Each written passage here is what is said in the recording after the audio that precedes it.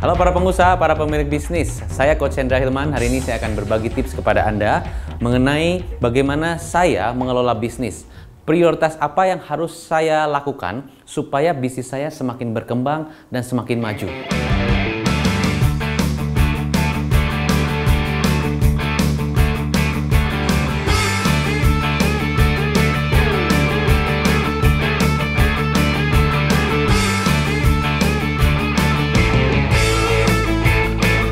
Kalau Anda tahu, sebagai seorang pengusaha, dimanapun itu, mau pengusaha apapun ya, mau bisnis apapun, mau produk apapun, jasa apapun, tetap fokus pertama kita adalah profit. Ya, saya tanya ke semua pemilik bisnis pasti sama. Ujung-ujungnya kalau kita mau usaha, mau punya bisnis, ujung-ujungnya harus cari profit. Bagaimana kemampuan seorang pengusaha memberikan omset atau memberikan pemasukan ke dalam bisnisnya dan tetap memberikan profit. Dan idealnya adalah profitnya harus semakin meningkat, semakin meningkat, semakin meningkat, dan semakin meningkat. Walaupun kondisi susah, ekonomi lagi susah, kebijakan berbeda, regulation berbeda, dan sebagainya, tetap harus profit.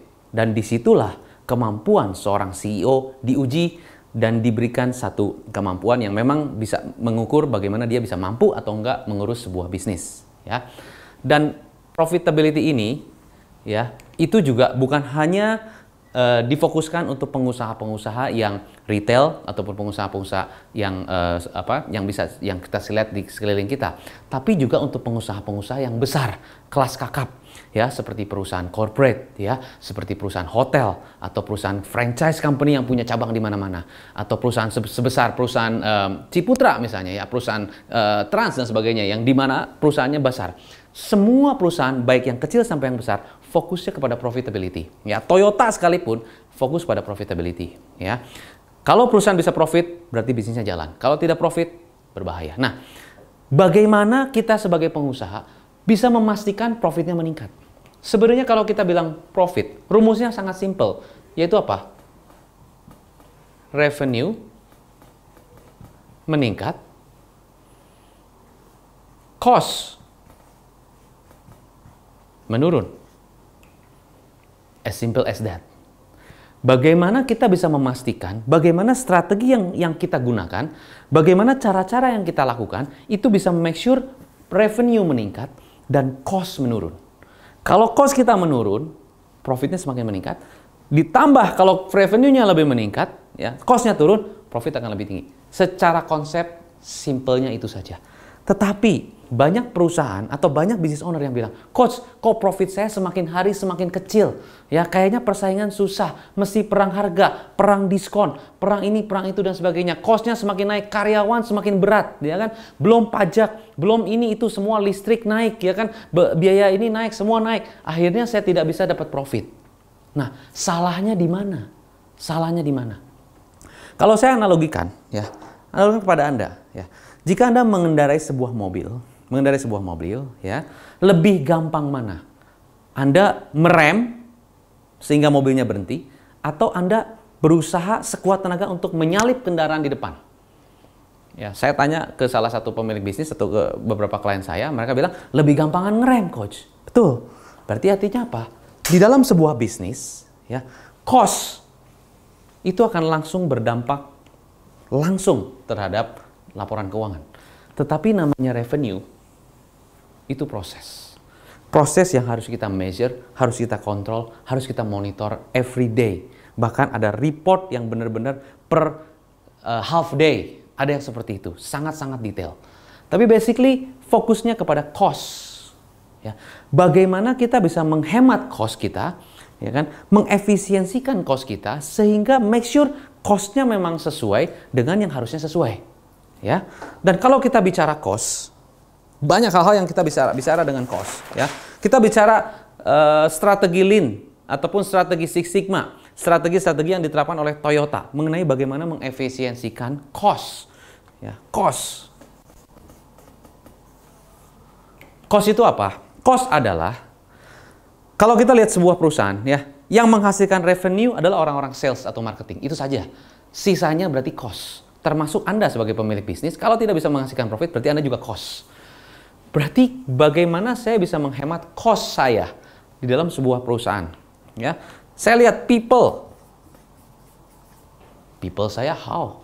Siapa tahu terlalu banyak, siapa tahu tidak efektif. Bisa jadi Anda rampingkan. Ya, perusahaan yang lean, perusahaan yang ramping akan lebih cepat mendapatkan profit. Siapa tahu people-nya. Atau bisa jadi apa lagi? Cost yang menyebabkan cost. Bisa jadi rework. Pekerjaan yang terulang-ulang. Karena Anda mengerjakannya salah, atau tim Anda mengerjakannya salah, sehingga pekerjaan tersebut diulang. Diulang, akhirnya rework. Rework tersebut juga cost. Bagaimana kita bisa mengurangi ini juga?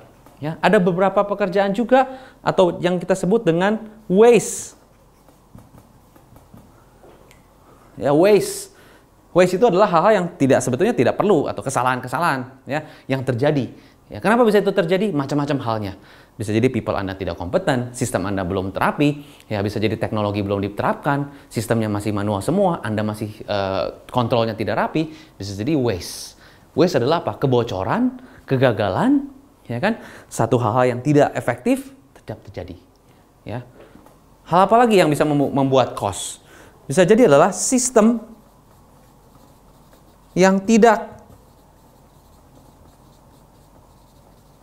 optimal.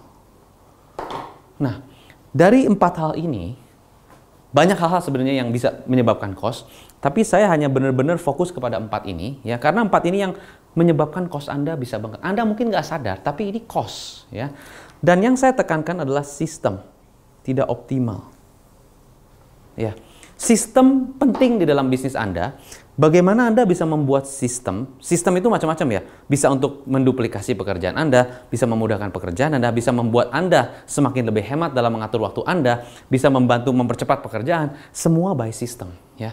Kalau semua masih sistemnya tidak rapi, tim Anda tidak tahu aturan sebagaimana, termasuk aturan main pekerjaan, aturan main bagaimana caranya mereka SOP dengan baik, ya, bagaimana mereka melakukan pekerjaan dengan sesuai disiplin, itu semua bagian dari sistem. Dan sistem saya pernah jelaskan di beberapa video-video saya sebelumnya, harus ditempatkan di 4 hal. 1 adalah di people and education, 2 di business operational, 3 di financial reporting, dan keempat di sales and marketing. Ya. Dan itu semua sistem itu harus Anda terapkan dengan lebih optimal.